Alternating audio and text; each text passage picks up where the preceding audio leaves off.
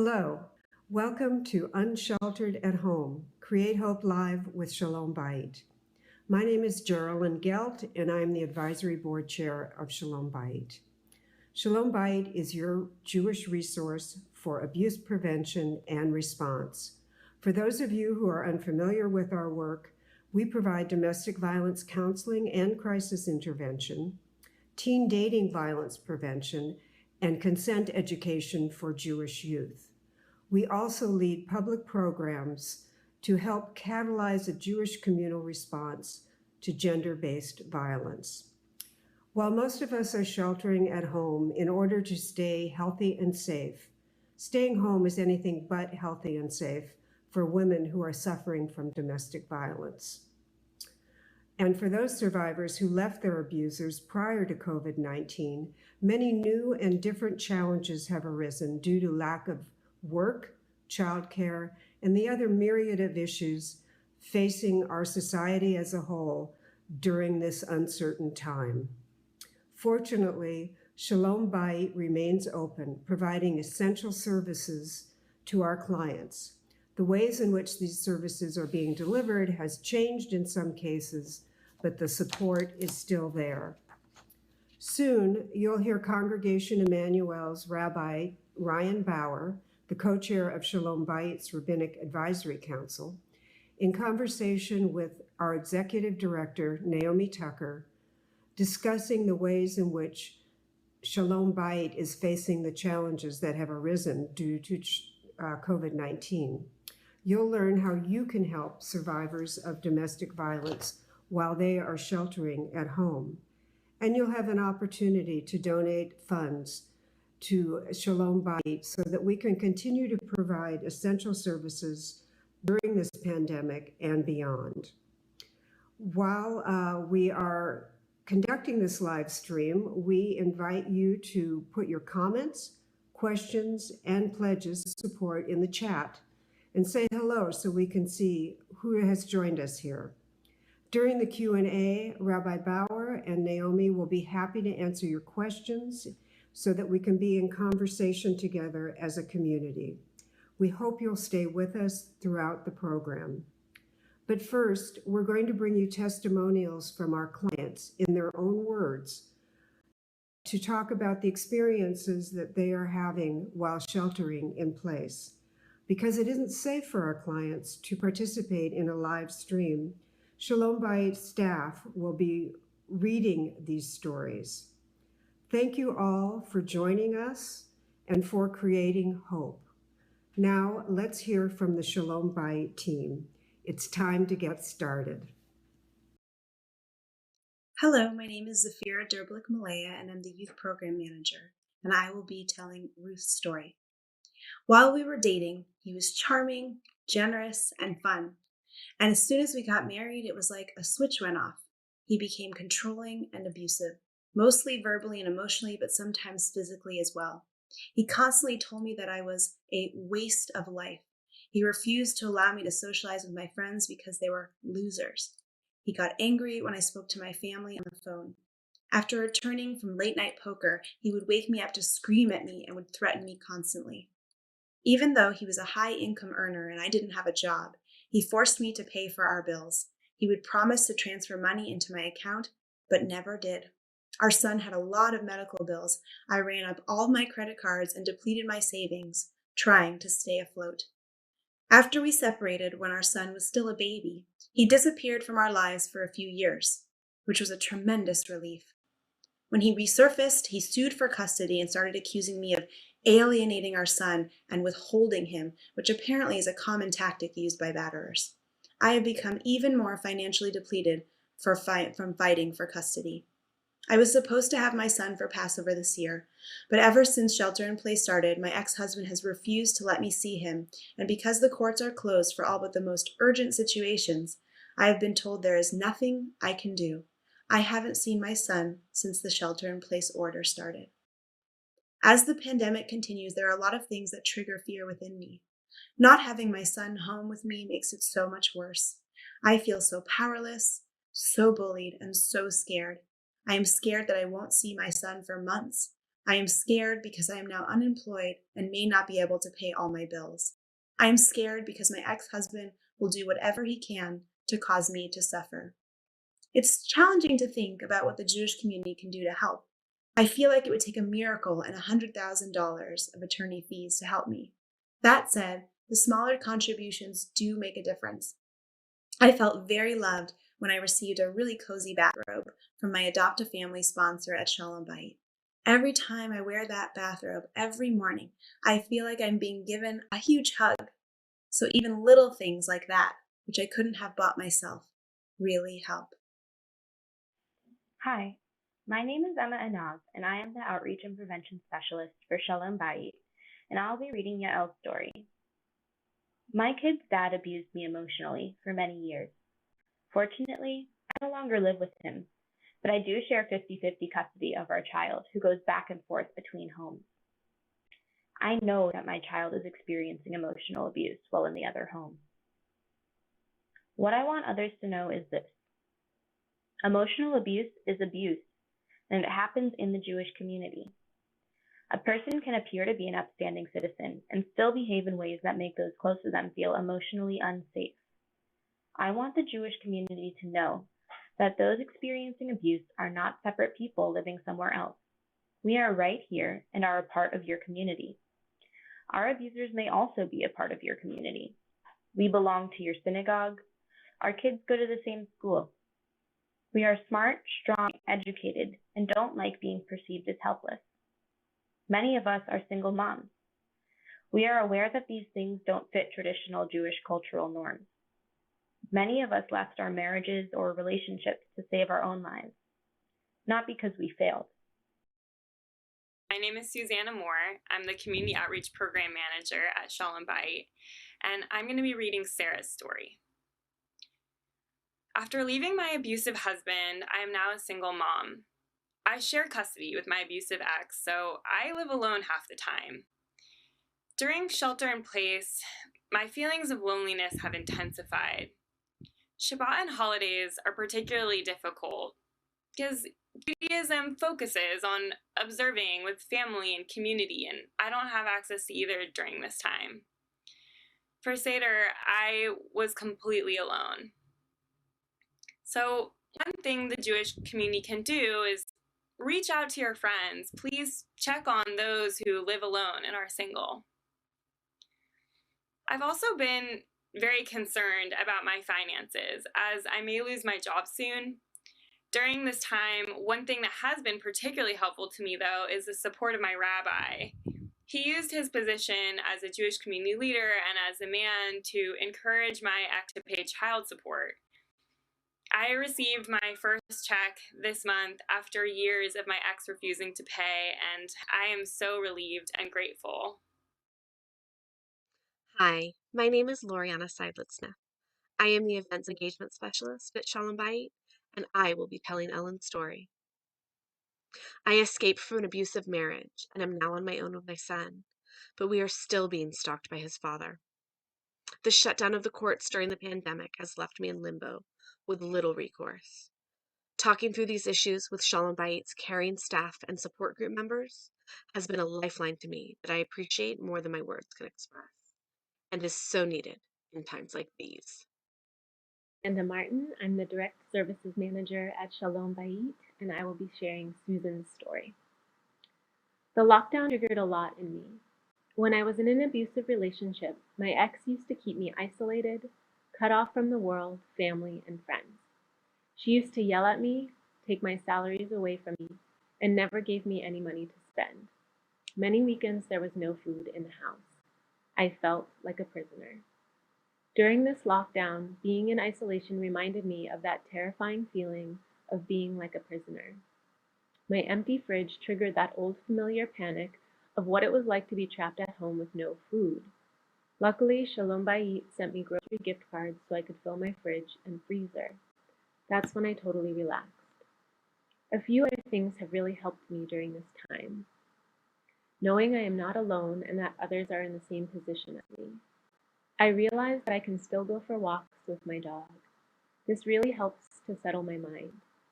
Also, I remind myself that now I can reach out and talk on the phone without somebody yelling at me. It is a wonderful feeling of freedom. I want people in the Jewish community to open their hearts, listen, and not judge those who have experienced abuse. I am grateful for the many ways I've received support since I ran.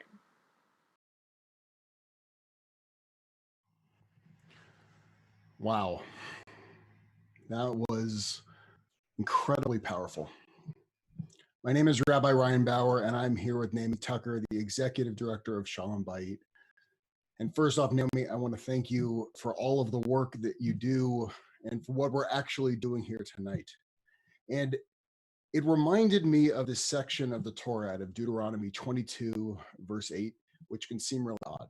Because it says in there that when you build a house, you're supposed to put a parapet, which is it's like a fence on the very edge of your roof. And so in case you go up on the roof and you slip, you won't fall off and get hurt and you won't die. But a person says, but listen, I don't even go on top of my roof. They go, listen, it's not about you. It's in case somebody else goes on top of your roof. But then by the time the rabbis come, by the time of the Mishnah, they say, listen, it's not just about the roof. It's actually about the entire neighborhood.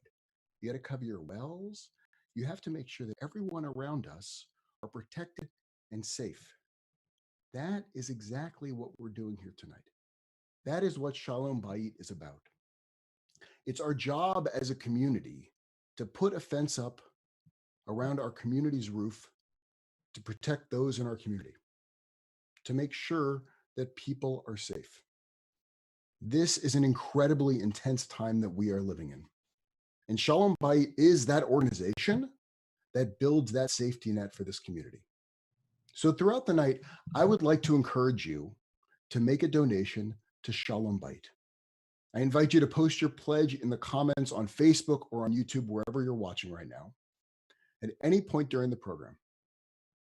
Let's see how much money we can raise together, because this evening is for Shalom Bayit.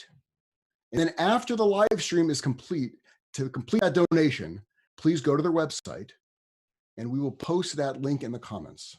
Because this is how we build that parapet, how we build that fence to protect our community and to keep our community safe.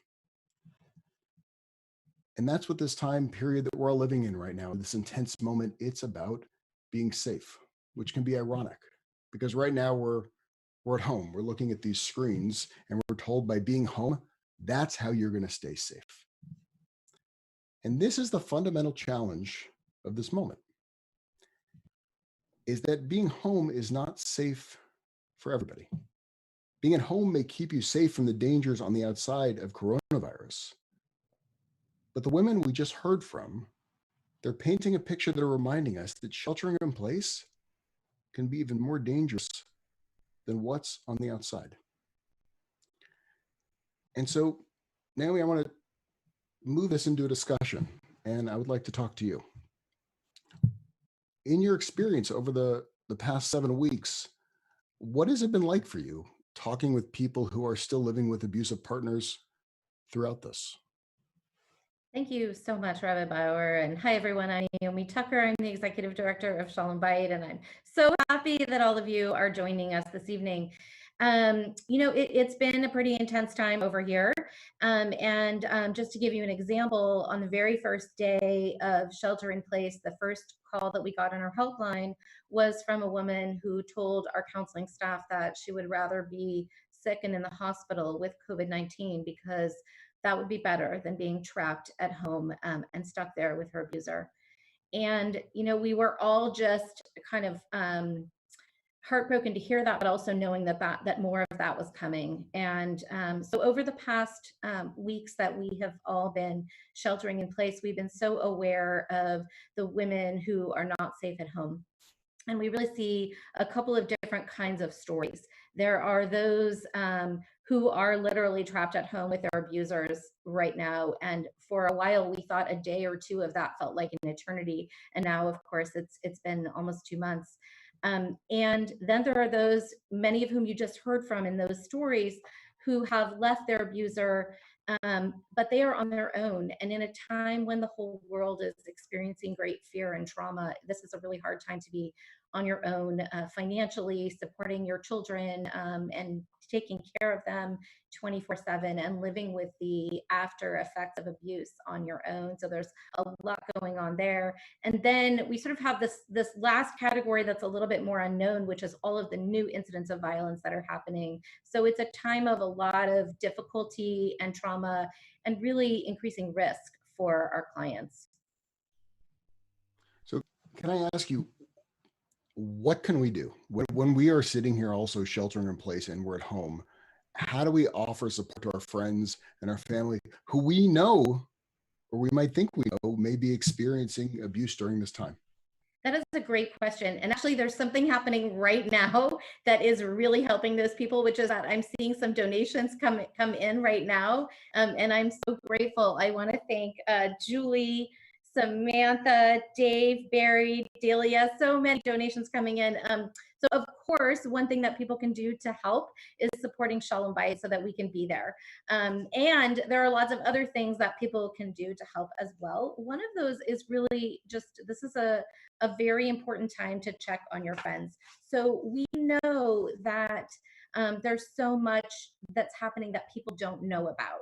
And so, this is a great time to like call your friends, ask them if it's safe to talk, check how it's going with them at home.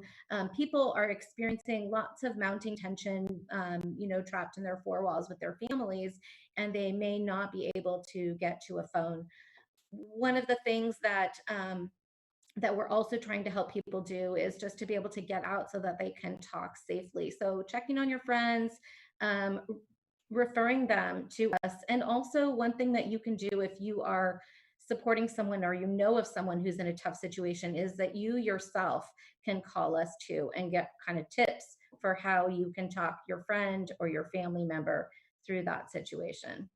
And so, but if I refer them and I say, listen, I know you can't get away right now, but you should call Shalom Bayit.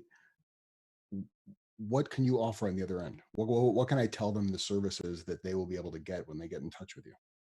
So the very first thing they're going to get when they call is a live person answering the phone. And that's really important. We are here and open during shelter in place as an essential emergency service. So they're going to get someone right there in that moment when they have the courage to pick up the phone and call, or when they have that window of opportunity. Maybe they only are getting a 2-minute break when they're out walking the dog to be able to talk privately. And so they'll get a live person who, first of all, can just be that friendly, comforting voice on the phone, but also our staff are trained domestic violence advocates, so we know where to plug them into resources, how to help them through what is going on right now, how to make safety plans, which is really important and particularly challenging during shelter in place because a lot of the normal avenues where we would funnel people for support are either closed or they are functioning differently right now. Yeah. So we have all the latest information about where we can plug them in for help. And it's also confidential. So people can call us as much as they need to, as often as they need to, and know that they can just find that voice of hope to be able to get through this time. Another thing that we are helping people with that's really important is financial assistance. So a lot of survivors have, like everybody else, lost their jobs. We have a lot of gig economy, single moms who are newly single because of domestic violence and who are doing childcare or other kinds of things to earn a living. And they've been cut off from those income sources, or they can't go to work because they're home with their children 24/7 right now. So we're getting financial assistance out to people to help pay their rent and other basic expenses. We're supporting people with food, with gift cards. And we literally in the first few days of shelter in place started ordering Amazon delivery for some of our homebound senior clients and folks who have disabilities and couldn't get out to get their own groceries. So we're trying to do basic lifeline services right now, and there are definitely a lot of ways that we can help people. That's great. And I have another question, but before I get there, I just want to thank Jan Riker and Shannon Edelstone, who have also made donations. And so if you've not gotten a chance yet, to please just type into that chat box of the gift that you're going to make, the tzedakah you're going to make to help this sacred work keep going. And so, one of the questions, Naomi, I've been wondering is that this is an unbelievably intense time we're in. Is that it's a pressure cooker that you're inside your home, and whatever your experience is getting more intense. And so, I called you a few weeks ago because it struck me that is domestic violence increasing? Is there an increasing phone calls? I would imagine, like Shalom Bayit, is the phone ringing off the hook, or is it so intense in those homes that people can't even call right now? What's happening out there? Give me kind of a lens to the outside world. That is really the million-dollar question. So the answer to the incidence rate is that yes, domestic violence is increasing, and it's increasing in a couple different ways. It's increasing in frequency, severity, and risk, so the actual danger level. We at Shalom Bayit are not seeing an actual increase in calls, and that's because so many people are not finding the privacy right now to pick up the phone. So usually they might call when their partner's at work or when their kids are at school. And now if they're trapped at home in that abusive situation, there isn't a way that they can necessarily call us. Or if they're with their kids 24/7, they can't talk about the abuse in front of their kids, and we don't want them to do that either. So we're not seeing an increase in calls coming in, and that's consistent with what's happening with a lot of domestic violence programs across the country. But the calls that are coming in, we are seeing more severe abuse and transitions. So a relationship that was emotionally abusive is getting physical, and we're hearing about incidents of physical violence.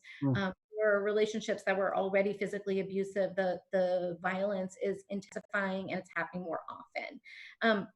What experts across the country are predicting is that as shelter in place begins to transition and eventually end, and people are moving about the world more, and survivors of domestic violence have that privacy, that's when we're going to see a spike in the increase in calls. And we think that there will be a lot of new incidents of domestic violence that we're not able to hear about now. So my guess is that a couple months from now, we're going to see our calls increasing a lot at Shalom Bayit. But right now, what our staff is dealing with is that it takes, maybe 3-4 times as long to help each person, because the safety planning right now is so complicated. So we're doing very intensive work with the people who are able to call us, and we're getting very creative about how we can help them and do that safety planning. So we've done things like we can't do Zoom meetings for support groups and things like that. We can't do those things online because of safety issues for our clients who aren't able to do things over the internet. But we have transitioned our support groups to phone meetings, and we do a lot of work by phone anyway on our helpline. So we're doing a lot of really kind of outside the box new ways of trying to support survivors, connecting them to each other, as well as to our staff to get through this time. That's great. That's great. And we're incredibly lucky that your organization, you're used to crisis, and that, when the world goes into this deeper crisis, thank God you're there to pivot the way you pivot. When shelter in place started and everybody was, wondering how we were going to get through this pandemic, our team got together and we said to each other, okay, well, if there's one thing we know how to do at Shalom Bayit, it's respond to a crisis. And I feel really proud of the ways that we, rose to the occasion right away. So yes, this is, for everybody really unfamiliar territory, but we at Shalom Bayit we know how to deal with trauma, and we know how to respond to a crisis. And we're going to get through this together. Yeah. Well, thank you. And so, one opportunity I want to give to people, even though we can't all be in the JCC together tonight, is that one thing we can do a little bit differently is that inside the chat boxes there, if you have questions, if you could just type in your questions there, and we can answer those questions here inside that conversation. One of the questions that I keep getting, that I keep having people asking me, is that if a person doesn't have money, they can't give financially. We're having these amazing donations coming in right now to Shalom Bayit, and please keep those coming in because they're unbelievably important. But how else can a person help Shalom Bayit? Thank you for asking that question. There's so many ways, actually. Domestic violence is a societal issue, and it really requires a societal response. So there's so many ways that people can help that also don't involve money. You are welcome to call us up to chat some of those things through, or send me a personal email. I'm happy to respond, but we always need volunteers, even though in this time volunteering looks a little bit differently, but there are lots of ways to get involved. You can always help spread the word. So we have several different social media campaigns going right now, including one we're starting this month, called Mensch Up May, which we're very proud of. And also, you know, that piece about checking on a friend that we talked about earlier is actually part of the way that we get the word out. So I want to tell you a story, for example, about how that can make a difference. So about a week ago, somebody who heard about Shalom Bayit told their friend, hey, there's this great organization, and I just read about them in the paper, and maybe you should call them. And that woman was on the run from her abuser and was trying to make it to the Bay Area. So she just landed here yesterday. She came from across the country and was so happy to find supportive Jewish community. And she was able to connect with Shalom Bayit when she got here, because of that friend who had reached out to her. And now we're helping her with, you know, we got her all the tangible things that she needed, like toiletries and food, and we're connecting her to legal help, and she's going to have Jewish community support, all because that friend told her about us. So again, that, you know, that reaching out to friends and just spreading the word that Shalom Bayit is here is an incredibly impactful way for people to make a difference. Amazing. I have a question coming in. I have a question coming in for me saying, have I seen any increase in calls directly to the synagogue? What I have noticed at the synagogue is that it has intensified everything. You know, so, you know, when Naomi, when you were talking before about these relationships that might have been verbally abusive and they've gone to physically abusive, I've seen whatever you take a person's home to be like, it just has been amplified. You know, so if there's been that good relationship, it seems to have gotten better. If there's been this one thing people have been fighting about, they're fighting even more about it. And so all of those calls are just kind of, they're turned to 11 versus the 10 as it was before. You know what? Another question coming in here is, what's happening to children right now? Because in these tough situations, in these intense households, with this pressure cooker and this amount of abuse occurring, and now people are locked inside their homes, what's happening with the children? It's incredibly important to talk about the kids. So children who witness domestic violence are experiencing really intense trauma at home.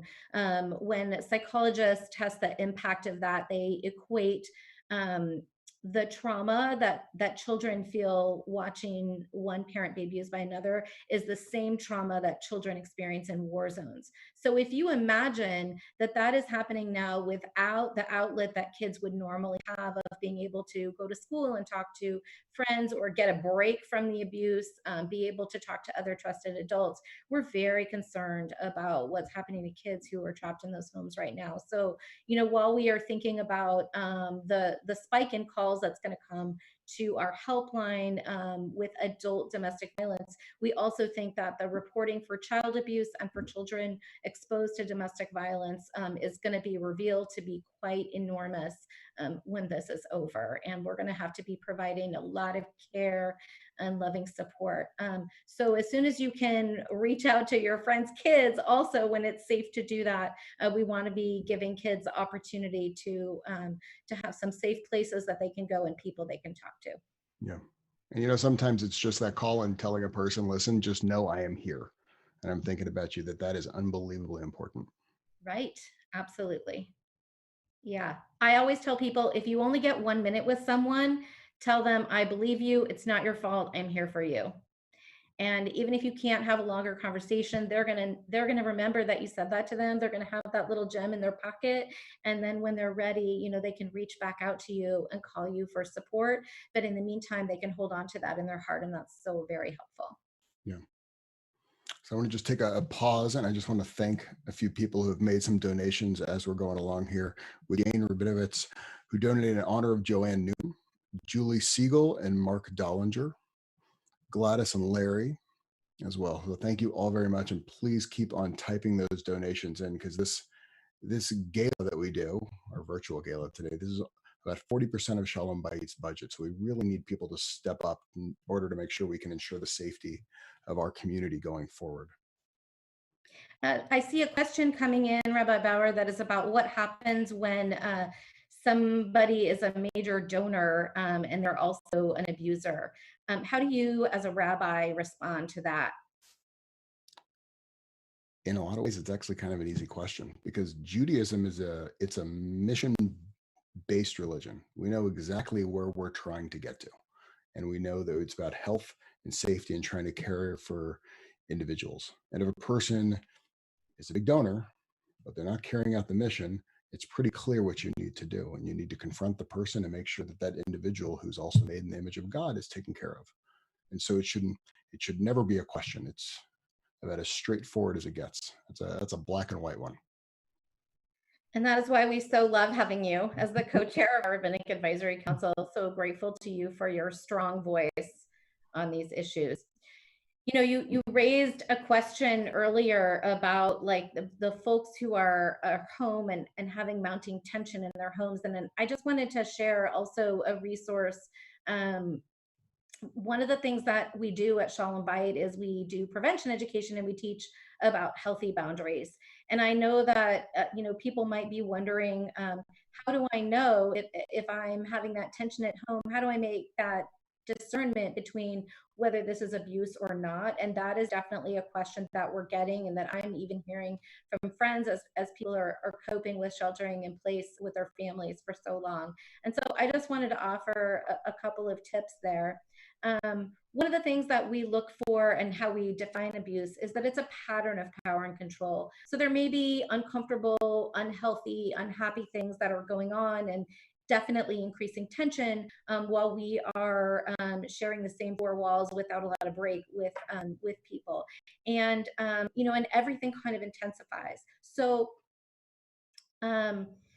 if you are having tension or fights, that might just be a normal part of a difficult moment in an otherwise healthy relationship. But it feels like a pattern of power and control where you really don't feel safe, or where it's happening with increasing severity, or the other person is really trying to control you, whether that's through, you know, emotional and psychological means or physical means, then you might want to reach out for help. And I just want to offer that, you know, our helpline is here also to help people figure that out. So you don't have to know whether what's happening is abuse or not. We can definitely help you through that.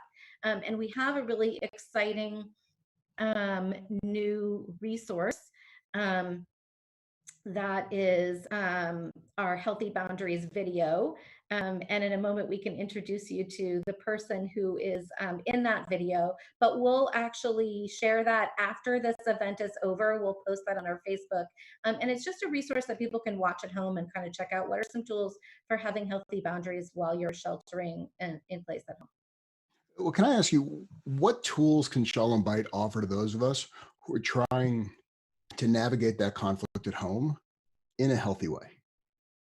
Well, actually, some of those tools are live in the video. So I really would encourage you when this is over to take a peek at that Healthy Boundaries video, because we actually give you like some conversation starters and things that you can do. And we are also available to like do that for groups of people remotely now and chat through this kind of tips over the phone. So there's really a lot of exciting ways that we can, you know, help support people through this time. And, you know, that's for the folks that are maybe having some challenging interactions. If you do really think that you're in an abusive situation, we want you to pick up that phone and call us if you can get out for a private moment to do that. That was great. I got to tell you, I would love to see Natalie now. Okay. All right. So let's introduce the star of our Healthy Boundaries video. This is our youth educator, Natalie Boskin. Welcome, Natalie. Thank you, Naomi. So did you want me to talk a little bit about what's in that boundary video? Just give us one sentence about what you love about it. Sure. So What I know is that navigating boundary conversations is not something that many of us are trained in how to do. And so what I really love about this video is it offers a couple of really simple and concrete tools for how to start thinking about your boundaries, how to identify them, how to communicate them with others, how you might navigate conflicting boundaries. And I'm just really excited for other people to have an opportunity to have some real concrete tools in their hands when they're trying to navigate boundaries in this really complicated time. Thanks, Natalie. There's another initiative that we are really excited about, which is our Mench-Up initiative. And so that's a resource that we will post afterwards too. But it's Mench-Up May. So after this event is over, we'll have some resources up for you about healthy Jewish masculinity and how men can be involved as allies in making a difference. Rabbi Bauer, do you want to say something? Can I chime in, please? Okay. Yeah. It's fantastic because, a lot of these things, we're stuck in our homes. We're trying to figure out, how do you make a positive effect in the world through our screens and our devices? This entire campaign that we're doing, it's a social media campaign. And so we are launching it. You can do it from home. It's that you hear that concept, people say you should man up, which drives me absolutely crazy. And we've kind of spun it to, it's time to mench up. And what does it mean to be inside those healthy relationships, and how do you support women? And so spread the word to the men that you know to really change that core narrative that we have in our community. And so we are launching that right now. It'll be on the Facebook page. So thank you for letting me chime in there, because it's incredibly exciting. Yeah, and there's some cool videos up that we already have on our website where you can see some other people's personal Mench-Up videos of what men are doing right now to make a difference and help stop gender-based violence. And we encourage you to make your own video that you can then post on your own social media and share it with us. We'd love actually to see how you think about these issues.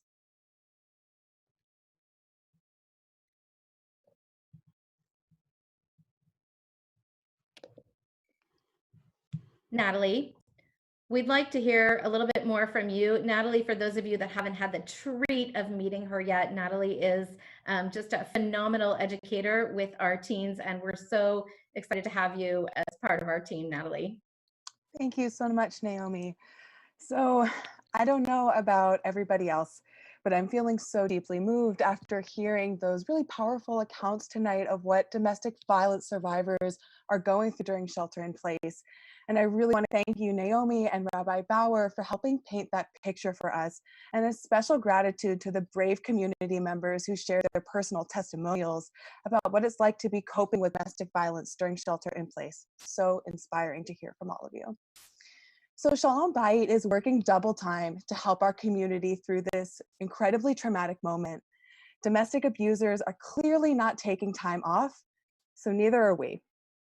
And the teams that I work with as the youth educator at Shalom Bayit are also stuck at home. So we're working on creative ways to support them since we can't be in their classrooms right now.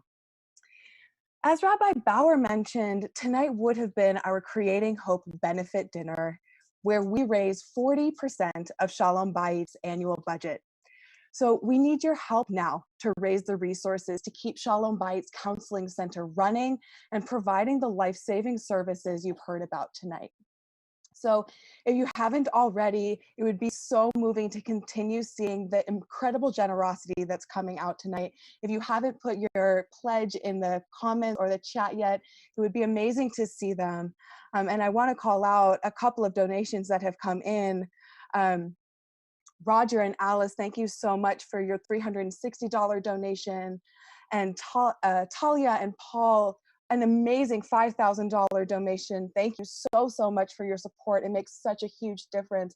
Oh my gosh, Geraldine, $2,000. Thank you so much for your support. I can't begin to tell you what a difference this money makes. And again, if you're not able to donate, coming to our website and filling out an application to be a volunteer is also so incredibly helpful. My just deepest gratitude to each and every person who is making a donation of any amount to Shalom Bayit during this crisis, because like I said, every dollar truly does make a difference. Jordan and Eric, $50. Thank you so much. We really appreciate your support. It's so moving to see these pledges coming in, and as someone who's doing this work in the moment, it's just so it gives me so much hope to see other people coming in to support us like this. So thank you all so much. And I do want to make one reminder that posting your pledge in the chat is actually not going to get us the money. So if you would please go to www.shalom-bayit.org/donate in order to securely make your donation. And that link is posted in the Facebook chat right now, and I believe it's posted on YouTube as well. We'll make it available at the end of the event tonight. And Harriet, Natalie, thank you so much. I'm seeing a gift coming in right now. Sorry to interrupt, but $500 from Harriet and Bill. Thank you so much. Yeah, thank you so much, Harriet and Bill. Oh, Jen, thank you. Another 250. Amazing. And Karen, 54. We really appreciate that. Thank you all so much. Thanks, Rochelle. So I want to thank you all so much, because these are not easy times. This is not an easy way to do a gala. It's a lot easier when we are in a room together. It was maybe it was a year or 2 years ago, and I was speaking with a woman in her 90s, and I asked her, how did you become the greatest generation? And she looked at me and she said, we did not choose to become the greatest generation. The time chose us. And it's that reminder to us. We're the first generation in 100 years to experience something like this. Shalom Bayit is that parapet. It's that fence which literally holds our community together, which keeps people safe. And this is the first time we've done this online ever.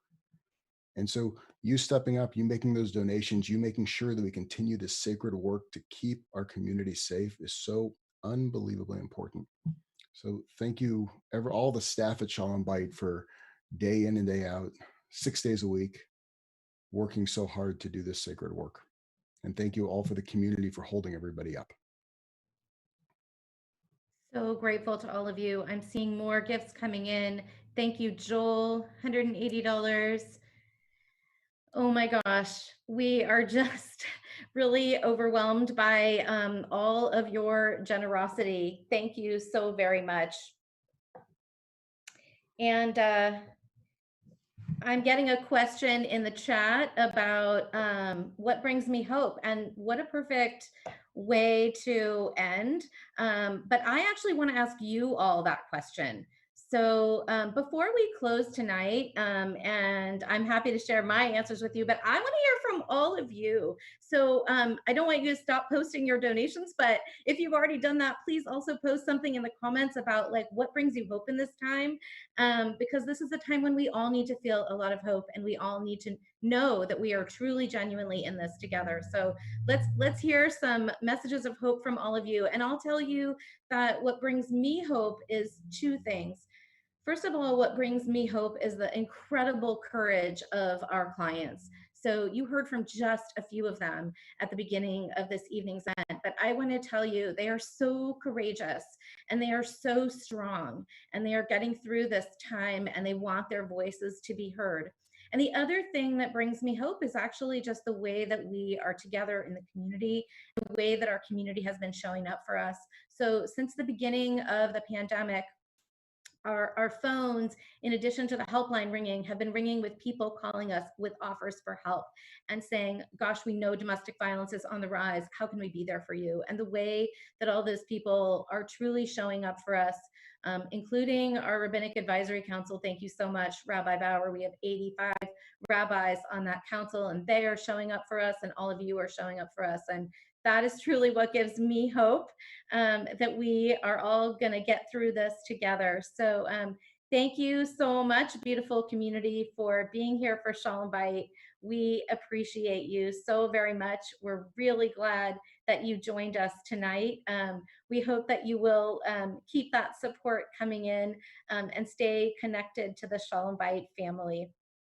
And thank you, Rabbi Bauer, for all of your wonderful work that you do to really amplify our mission here at Shalom Bayit. Thank you for dedicating your life to keeping our community safer and healthier. It's a blessing. It's a blessing. All right, we're gonna let you all go and say thank you, and stay connected stay healthy, stay safe. Bye, everyone.